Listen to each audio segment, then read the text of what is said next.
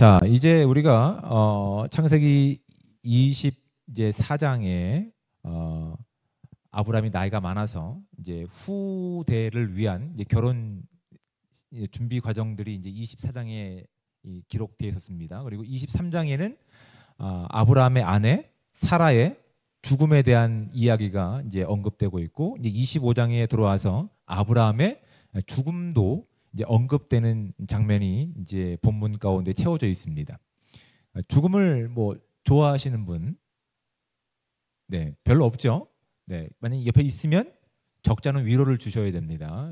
사랑에 필요한 존재이기 때문에 적잖이 이렇게 위로해 주시고, 죽음을 이렇게 좋아할 만한 사람은 없지만 성경은 그 죽음을 뭐 두려워하거나 아니면 회피해야 되는 어떤 그런 것으로 소개하고 있지 않습니다. 오히려 이 죽음이라고 하는 것을 통해서 하나님의 손길과 하나님의 선물, 어떤 섭리와 하나님의 주권을 인정할 수 있는 귀한 은혜의 시간들을 주시는 겁니다.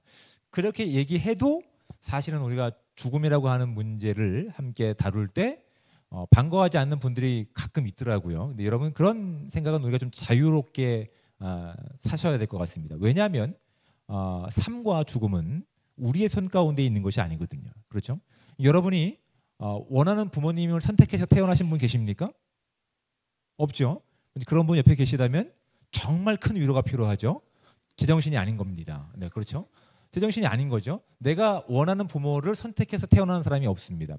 그리고 내가 이제 그만 살아야겠다라고 뭐 이렇게 뭐 자살하는 사람도 있긴 하지만 요즘은 그것이 아니라 내가 그냥 내 삶을 정리하겠다라고 하는 것도 정상이 아니라고요. 그렇죠? 여러분, 그건 정상이 아닙니다.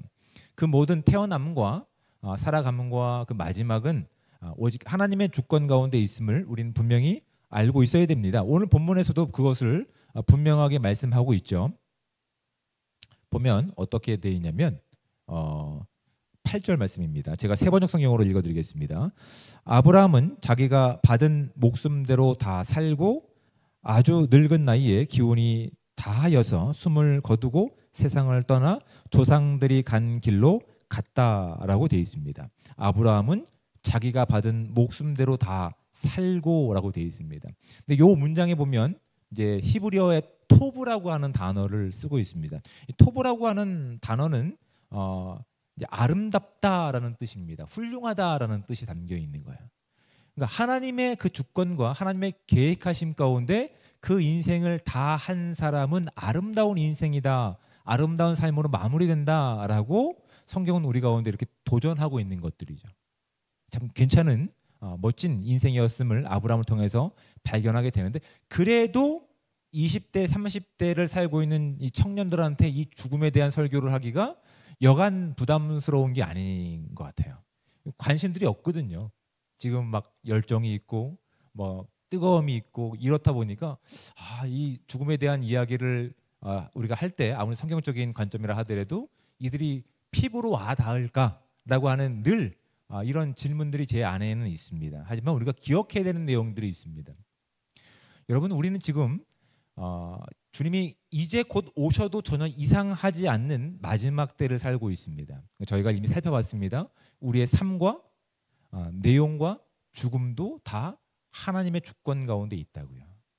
하나님은 곧 다시 오셔도 전혀 이상하지 않는 우리의 마지막 때를 살고 있는데, 그렇다면 아브라함의 죽음을 우리가 살펴가면서 마지막 때를 살고 있는 저와 여러분의 인생 가운데서 우리가 기억해야 되고 확인해야 될 내용이 무엇인지를 좀 진지하게 고민해 볼 필요가 있을 것 같다라는 마음이 저에게 있었습니다. 그래서 그 말씀을 본문을 중심으로 좀 살펴가고자 합니다.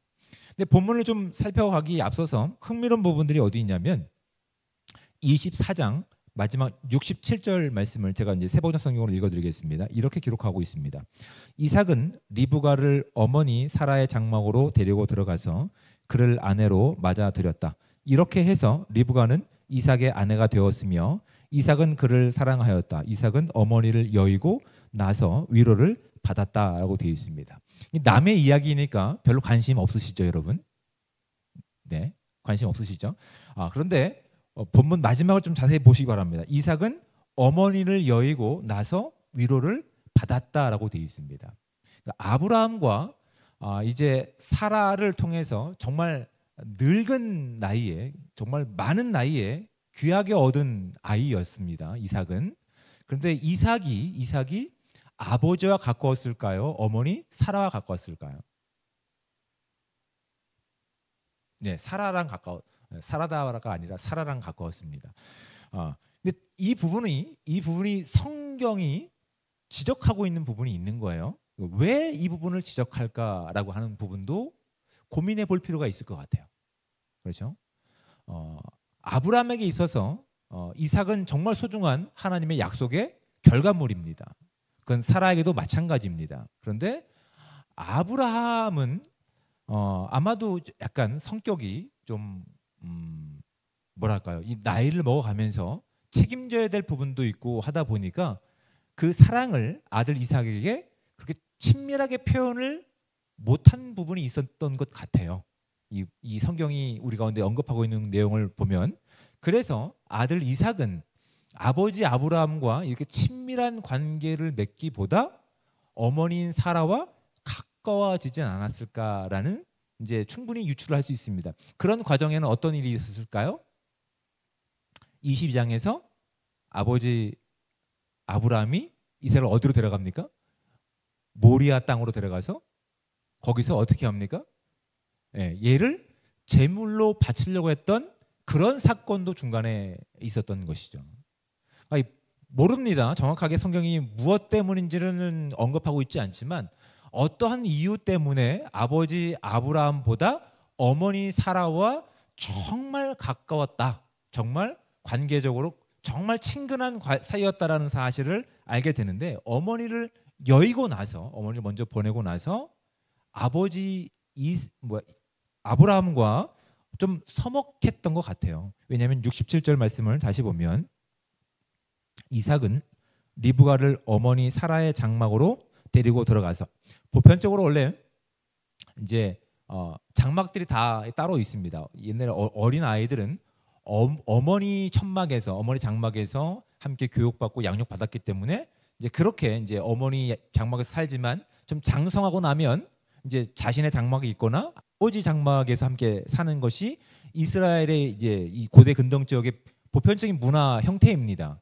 근데 지금 이삭은 몇 살에 결혼했습니까? 40에 결혼했고 몇 살에 아이를 낳았죠? 60에 아이를 낳았어요. 40 먹은 아이가 엄마 장막에 머문다. 우리 정서로도 조금 이상하지 않나요? 별로 관심 없으시죠? 다른 얘기에 이야기라. 좀 이상합니다, 사실은. 그런데 이삭은 어머니와 심리적으로 관계적으로 굉장히 밀착 관계에 있었던 것 같아요. 그래서 아버지 장막이 아니라 어머니 사라의 장막에서 그렇게 어머니의 향수와 채취와 정서를 그렇게 공유하고 있었던 것 같아요. 그래서 이제 아내 리브가를 아내로 맞아들였을 때 어머니를 잃어버렸던 그 아픔과 슬픔이 회복되는, 치유되는 그런 것들을 경험하고 나서 아브라함은 어땠을까요? 아브라함은 아들 이삭을 사랑했을까요? 그렇지 않았을까요? 고개를 끄덕거린다고 되는 게 아니라 아마 누구보다 사랑했을 겁니다. 그렇죠? 그렇게 애타게 기다렸던 아들 아닙니까? 약속의 결과물 아닙니까? 그런데 25장 1절 말씀을 보십시오. 아브라함이 다시 아내를 맞아들였는데, 세 번역 성경입니다. 맞아들였는데 그의 이름은 그드라이다.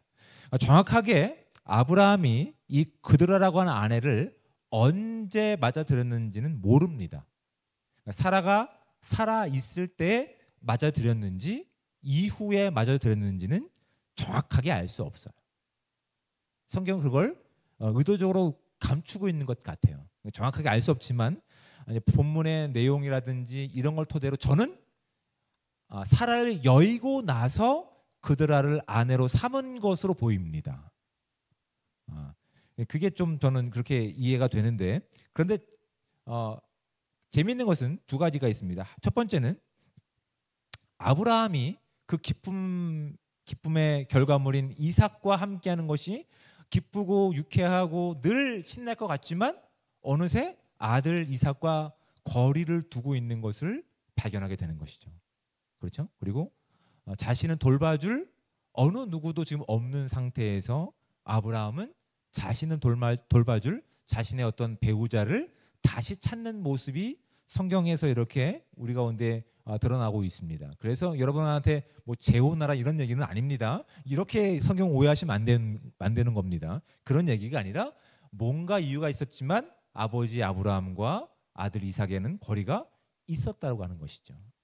그리고 그런 외로움들에 대해서 아들 이삭도 아버지 아브라함도 다른 어떤 그 사람들과의 관계를 통해서 좀 치유되고 회복되는 그런 과정에 있었다는 것을 이제 우리가 알게 되는 것들이죠. 두 번째는 어떤 것이냐면 아브라함이 이제 다시 이제 아내를 맞아들인 나이가 몇 살이었을까요? 적어도 네, 100살은 넘었겠죠. 그렇죠? 175세에 보면 보십시오. 자, 7절 말씀. 아브라함이 누린 횟수는 모두 175해. 그러니까 175세까지 살고 이제 하나님의 부름을 받습니다. 그리고 이삭이 태어난 나이는 아브라함이 몇 살이었다고요? 100살이었어요. 그리고 이삭이 이제 결혼하는 나이는 몇 살이었을까요? 42살이 더 지나간 거죠. 그럼 140이 되는 거죠. 그렇죠? 그리고 이삭이 자녀를 낳은 나이는 60살이었어요. 그렇죠? 그리고 175세에 죽었으니까 앞으로 그 이후로도 15년을 더 산 거라고요. 그러니까 엄밀히 말하면 아브라함은 이삭뿐만 아니라 이삭의 자녀인 에서와 야곱도 다 보고 이렇게 하나님의 부름을 받은 인물이었다고요. 그렇죠? 그래서 지금 만약에 사라가 죽고 나서 그 이후에 이제 아내를 맞아들였다라고 한다면 적어도 140 이후에 다시 새 장가를 들어서 그렇게 이제 살아간 거죠. 그렇죠? 근데 100살까지 아브라함은 이렇게 생물학적으로 거의 죽은 몸이 되었던 상태라고요. 그런데 아브라함의 나이는 거꾸로 가고 있는 것 같지 않습니까? 뒤에를 보십시오. 2절부터 12 자녀들이 이렇게 자녀로 12명인가요? 몇 명이죠? 세 보십시오, 여러분. 산수 문제입니다. 140이 넘었는데 새로운 아내 그들과 결혼하고 또 다른 자녀를 그렇게 막 생산하고 있는 거야. 놀랍지 않으십니까? 자기 친들의 일 아니라고 별로 관심을 안 갖고 계신데 정말 뭐랄까요? 자녀가 이 다음 세대가 쉽지 않은 아브라함의 인생이었는데 뭐 때문인지 모르겠지만 새로운 아브라함의 인생 가운데 수없이 많은 자녀들이 또 태어났다는 것이 참 흥미로운 부분인 거예요. 그렇죠? 참 흥미롭다. 하나님은 왜 아브라함에게 이렇게 많은 자녀를 또 주셨을까? 그러니까 우리가 조심스럽게 추측해 보는 것은 그런 거죠. 아브라함의 사라를 여의고 또한 아들 이삭과도 관계가 서운했을 때 또 이스마엘도 자신과 함께하지 못했을 때 아브라함에게 위로가 줄 수 있는 사람들이 필요했기 때문에 하나님이 그에게 또 특별하게 선물해 주신 것이 아닐까. 근데 이것은 단순히 그런 의미뿐만 아니라 아브라함이 열국의 아버지가 되는 부분에 대해서 하나님은 이렇게라도 어떤 보상식으로 그에게 보여주시지 않았을까라고 하는 조심스러운 추측은 해볼 수 있습니다. 정답은 알 수 없어요. 정답은 그렇게 성경이 이런 것이다라고 얘기하고 있지는 않아요. 다만 성경 본문을 통해서 이런 차이는 주는 거예요. 하나님의 약속의 결과물은 오직 누구밖에 없습니까? 이삭밖에 없어요. 그렇죠? 나머지는 아닙니다. 나머지는 하나님의 약속의 결과물이 아닌 거예요. 부수적인 걸 쓸 수는 있지만 하나님의 약속의 결과물이 아닌 거예요. 그런데 오히려 하나님의 약속의 결과물은 이삭 하나밖에 없어요. 근데 이삭과 상대할 수 있는 이스마엘과 또한 그들의 자손들은 어떤 모습을 보입니까? 너무나 쉽게 번성하고 너무나 쉽게 성공한 내용들이 성경이 오히려 비교하면서 우리 가운데 지금 보여주고 있는 거라고요. 그렇죠? 여기서 우리가 확인해야 되는 것이 있다고요. 오히려 아브라함에게 있어서 하나님의 약속의 결과물인 이삭은 하나밖에 없었는데 그 외에 오히려 하나님의 약속 이외에 있는 것들은 오히려 더 크게 번성하고 성공한 모습이 우리 가운데 있을 때 과연 우리는 어느 쪽의 마음이 휩쓸릴까라고 하는 것이죠. 우리는 어느 쪽에 휩쓸릴까? 하나님의 약속은 더디게 오고 보잘것없고 우리가 생각했던 것보다 너무 늦게 오기 때문에 우리가 세상의 성공한 모습들, 세상의 어떤 이렇게 화려한 것들 가운데 우리의 마음을 뺏겨서 흔들리지 않을까라는 모습이 언제 불려가도 이상하지 않는 마지막 때를 살고 있는 저와 여러분들이 성경을 통해서 진지하게 고민해 보셔야 될 내용들이라고요. 그러면 우리는 하나님이 우리를 부르시는 그날에 무엇을 남길까라고 하는 질문으로 이어지겠죠. 우리는 하나님이 부르시는 그날, 오늘이라도 됩니다. 우리는 그때 무엇을 남길까 진지하게 고민해 보시기 바랍니다. 여러분 무엇을 남기시겠습니까? 여러분의 인생 가운데 다른 누구와 비교했을 때 어떤 것도 얻은 것이 없어서 불안해하신 분 계십니까? 그럼 불안함을 남기시겠습니까? 아니면 될 대로 되라 생각 없기 때문에 나는 언제 와서 언제 가는지 모르겠다 생각 없음 이런 그걸 남기시겠습니까? 아니면 내일이 언제까지 보장될 수 없으니 오늘을 즐기다가 가겠다라는 욜로의 삶을 남기시겠습니까? 하나님의 부름을 가지고 있는 자들, 하나님의 꿈을 가지고 있는 자들, 하나님의 사명을 가지고 있는 자들은 오늘 우리가 부르심을 받았을 때 우리의 인생 가운데 무엇을 남길 수 있을지, 무엇을 남겨야 되는지를 아브라함의 죽음을 통해서 진지하게 좀 고민해 볼 수 있는 이 시간 되기를 주님의 축복을 드립니다. 아브라함은 무엇을 남겼을까요? 아브라함은 혈육적으로 그들을 통해서 많은 자녀들을 그렇게 낳았습니다. 하지만 아브라함은 보십시오. 5절 말씀을 볼까요? 세 번역 성경을 읽어드립니다. 아브라함은 자기 재산을 모두 이삭에게 물려주고 라고 되어 있습니다.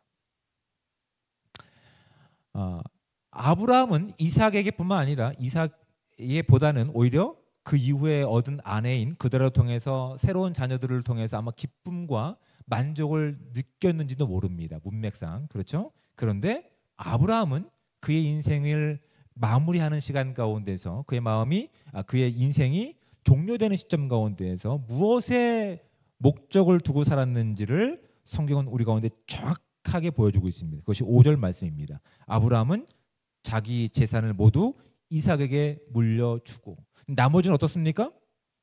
6절 말씀 보십시오. 첩들에게서 얻은 아들들에게도 한 몫씩 나누어 주었다라고 되어 있어요.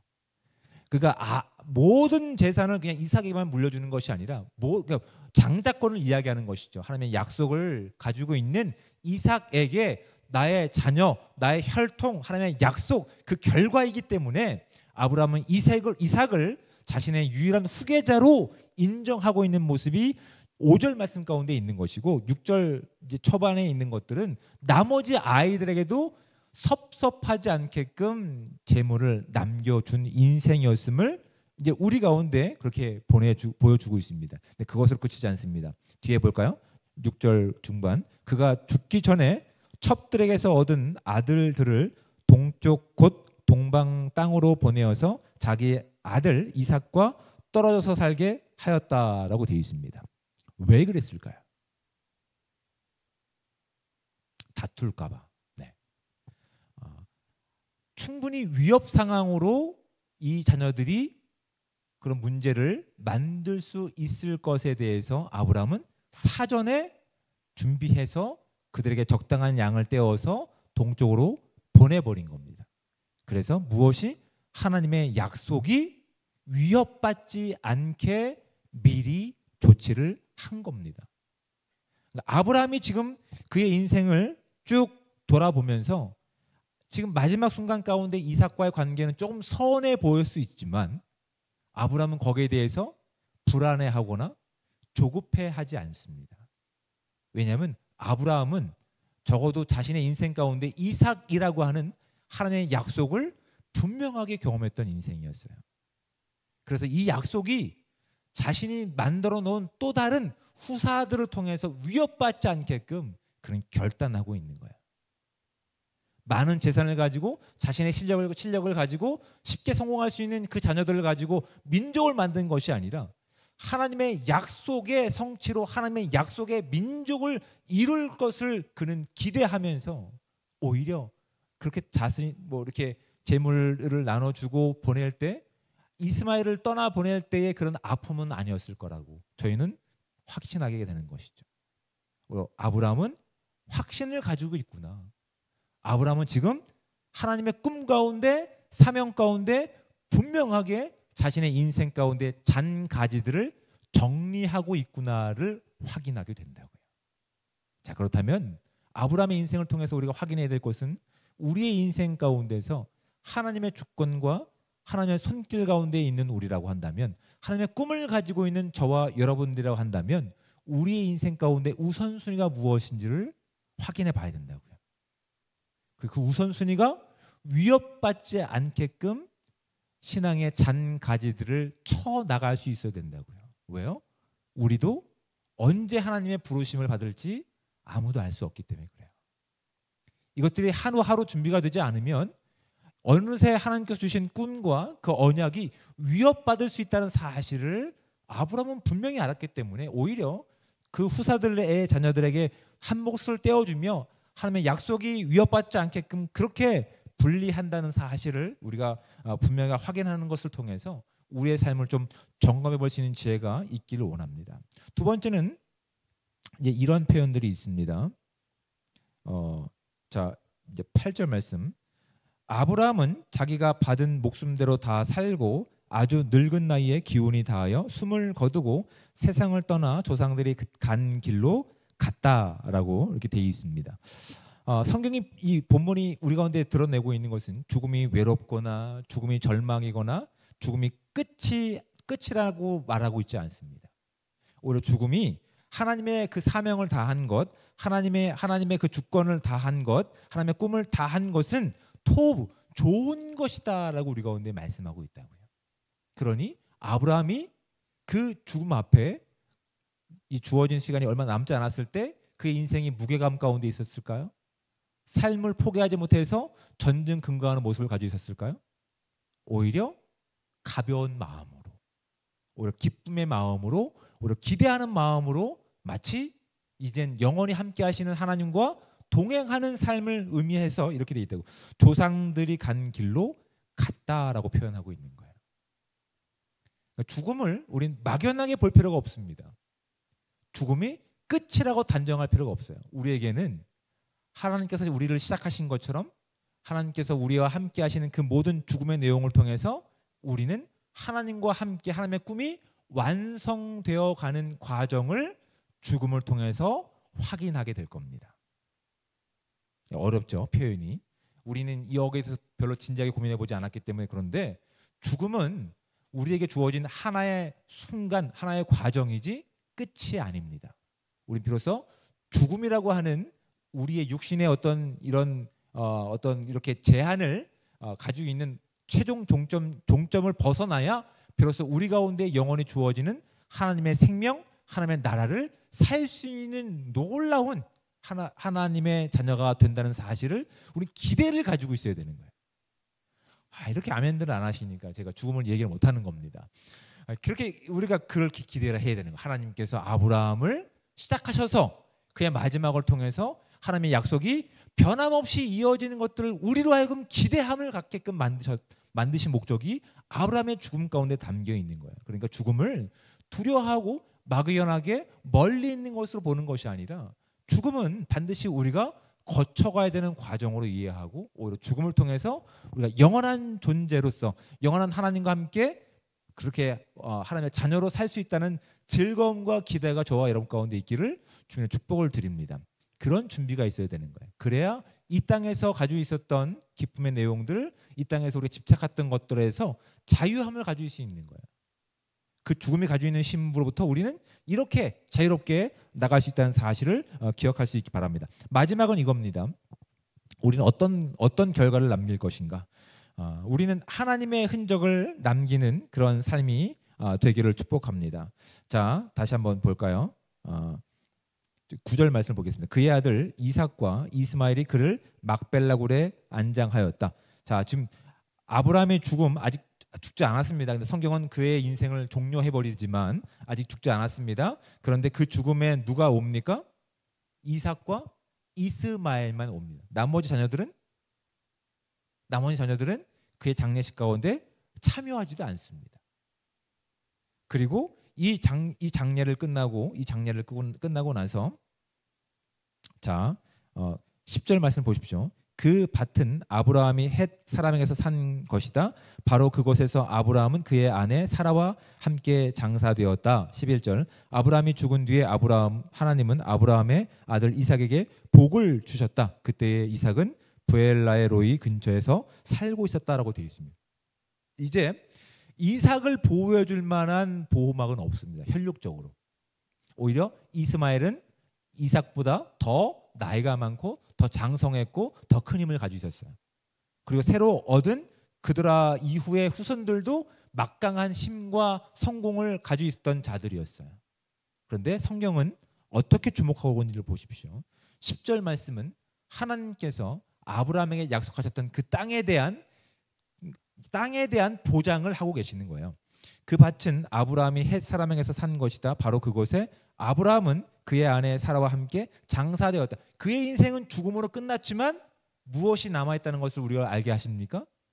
하나님의 약속은 끝나지 않았어. 그것이 11절 말씀이라고요. 아브라함이 죽은 뒤에 하나님은 아브라함의 아들 이삭에게 복을 주셨다라고 되어 있어요. 다른 누군가가 아니에요. 하나님의 약속, 하나님의 꿈의 결정체 결과물인 이삭에게 유일한 하나님의 약속의 상속권자인 이삭에게 아브라함이 누렸던 복이 이삭에게 전승되었음을 성경 기자는 우리로 하여금 알게 할 목적이 있는 거예요. 그러니까 아브라함의 인생 가운데 많은 어떤 그의 인생 가운데 성공의 스토리가 있습니다. 하지만 아브라함의 죽음을 성경은 성공의 스토리로 남지 않아요. 오히려 아브라함의 인생 가운데 그는 하나님의 약속을 끝까지 걸어갔고 그 약속 가운데 잠들었고 또한 그 약속은 결과물로 주어진 이삭을 통해서 계속 이어지고 있음을 성경은 우리 가운데 지금 보여주고 있는 거라고요. 그러니까 우리가 우리의 인생 가운데서 하나님이 함께 하시는 그 꿈을 가지고 있는 자들로서 하나님의 그 믿음의 조상들로서 우리의 인생 가운데 무엇을 남길지를 진지하게 고민해 볼 수 있는 이 시간이 되셔야 된다고요. 여러분 우리의 인생 가운데서 하나님의 꿈이 온전히 그 능력을 다하기 위해서 인생의 잔가지들을 칠 수 있는 우리가 되어야 됩니다. 죽음이라고 하는 아직 경험해보지 못했던 그것 때문에 두려워할 것이 아니라 지금까지 함께 하셨고 역사 가운데 함께 하셨던 하나님을 기다리면서 기대하는 마음을 가지고 그 날을 우리는 고대할 수 있어야 된다고요. 그리고 그 날에 이뤘을 때 우리의 인생 가운데서 우리가 얻어냈던 우리가 만들어낸 성공의 이야기가 아니라 우리를 통해서 하나님의 그 복음의 소식이 무엇인지를 이 땅에 흔적으로 남길 수 있는 저와 여러분들 되시기를 주님의 축복을 드립니다. 마지막으로 이 부분이 이제 신약에서 디모데후서 4장 6절과 8절에 이렇게 기록되고 있는 겁니다. 사도 바울이 얘기한 거예요. 내가 전제와 같이라고 되어 있어요. 전제와 같이 내가 벌써 부어지고 전제라고 하는 것은 피의 제사입니다. 완전히 뿌려지는 거예요. 다 소비가 되는 것을 얘기하는 거예요. 다 소비가 되는 것, 뿌려지는 게 아니라 다 불타는 것을 얘기합니다. 완전히 불타는 것을 얘기하거든요. 완전히 불타는 것과 같이 내가 벌써 부어지고 나의 떠날 시각이 가까웠도다. 나는 선한 싸움을 싸우고 나의 달려갈 길을 마치고 믿음을 지켰으니 이제 후로는 나를 위하여 의의 면류관이 예비되었으므로 주 곧 의로우신 재판장이 그날에 내게 주실 것이며 내게만 아니라 주의 나타나심을 사모하는 모든 자에게로다. 아브라함이 그 약속을 믿고 그렇게 하나님과 함께 죽음을 향해 나갔던 소풍을 떠나는 그 모습이 누구에게도 있다고요? 사도 바울에게도 그대로 보여주고 있다고. 내가 다 태워지고 다 버려진다 하더라도 나는 하나님과 함께 이 선한 싸움을 다 살았으니 나에게는 의의 면류관이 예비되어 있다. 그러니 내가 그것을 위해서 기쁨을 가지고 그날을 위해 나간다라고 사도 바울은 고백하고 있습니다. 또한 빌립보서 1장 20절과 21절에 이렇게 기록하고 있습니다. 나의 간절한 기대와 소망을 따라 아무 일에든지 부끄러워하지 아니하고 지금도 전과 같이 온전히 담대하여 살든지 죽든지 내 몸에서 그리스도가 존귀하게 되게 하려 하나니 이는 내게 사는 것이 그리스도니 죽는 것도 유익함이라. 하나님께서 우리의 맡겨진 사명을 다하고 부르시는 날 우리의 인생 가운데 사도 바울과 같이 아브라함과 같이 우리의 인생 가운데서 그리스도의 흔적, 예수 그리스도의 복음의 능력을 살아내면서 이 땅 가운데 하나님의 놀라운 믿음의 조상들 되시기를 주님으로 축복을 드립니다. 자, 이제 함께 또 결단의 찬양을 하고 기도하도록 하겠습니다.